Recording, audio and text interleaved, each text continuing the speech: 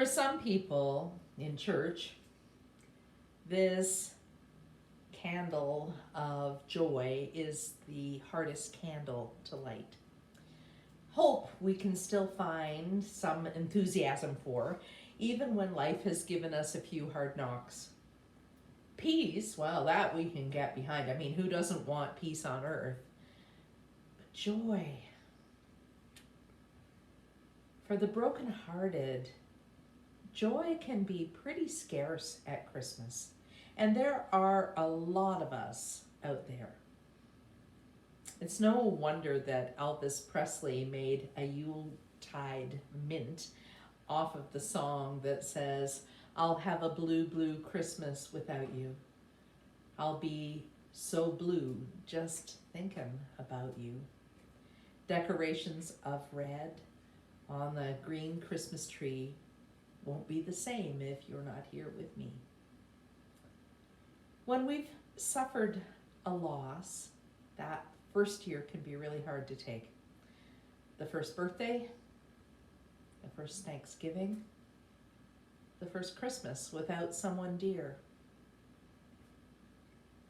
Those of you who have experienced loss in the past may be able to tell someone recently bereaved that although it's presently really hard, it will get easier.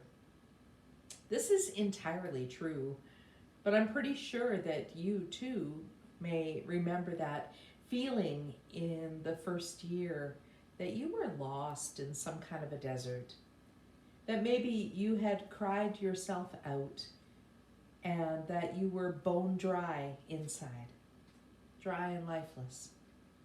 So dry that nothing bloomed or blossomed there in your heart or spirit. You were barely alive. But we're staggering through life, feeling terribly alone in your grief. Sometimes wild animals might have even seemed to live there, their howls echoing your anguish and your pain, sometimes the result of their sharp teeth and claws within you. Even their presence scared you sometime. That's where I've been, and I've been thinking that I've seen your tracks in the sand along there beside me too. When it comes to the holidays, it's often awkward for a grieving person to be in a setting where everyone is celebrating and happy. The bereaved person can feel like they just can't manufacture enough joy to fit in. Do you remember that poem by Ernest Lawrence Thayer, Casey at the Bat? It's where we get the saying, "There's no joy in Mudville." The story goes that the whole town of Mudville was hanging on to the hope that their mighty star batter would get them through to a win in their baseball game. And the poem concludes, "Oh, somewhere in this favored land, the sun is shining bright. The band is playing somewhere, and somewhere hearts are light, and somewhere men are laughing, and somewhere children shout. But there is no joy in Mudville. Mighty Casey has struck out." To the recently bereaved person, this pretty much describes how they feel. They had held hope, and then the worst had happened, and there was no joy to be found within them anywhere.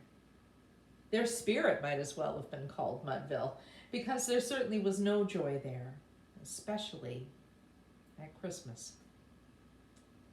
They may feel that they're not fit company for anybody's party, that they'd just bring everybody down, and they'd spoil everything.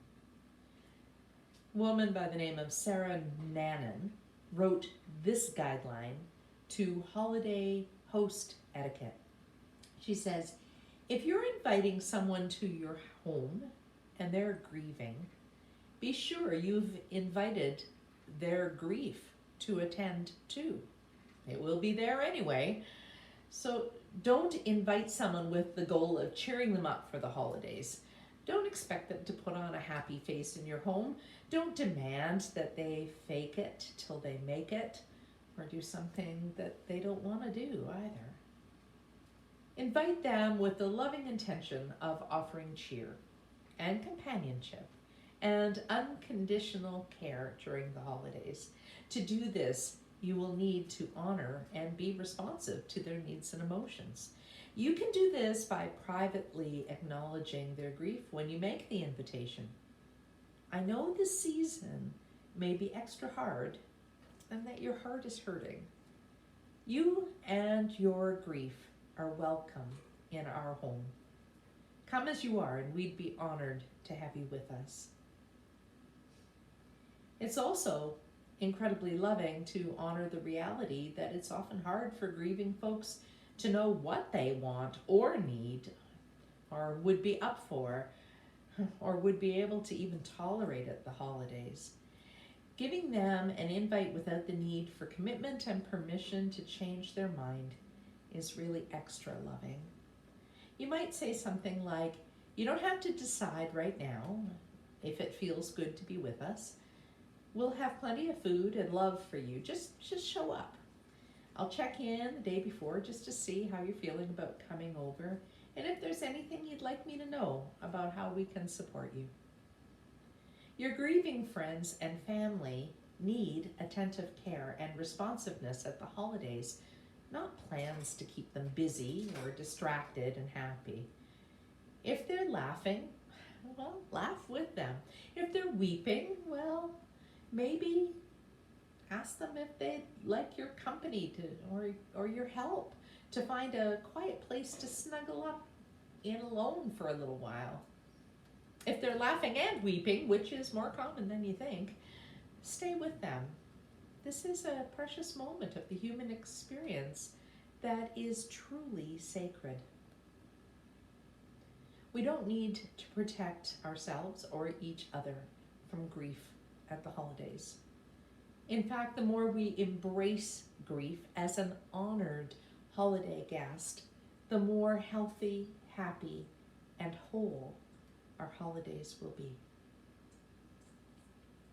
That's brilliant advice for all of us as hosts, as grievers, fresh from loss, or reminded of our deepest losses in previous years, again at this time of the year. There are several passages in the Bible that I can turn to that most give me comfort that this terrible depth of grief will not last forever. Psalm 30 is one of them, and it says that crying may last all night, but joy, God's joy, comes in the morning. And Revelation 21 verse 4 says that in the world to come, God will wipe away every tear from our eyes. There will be no more death, no more mourning or crying or pain, for the old order of things will have passed away. And then today's passage from Isaiah 35 tells us that when the Lord's rescue and redemption will come, that it will be a joyous event for everything in creation.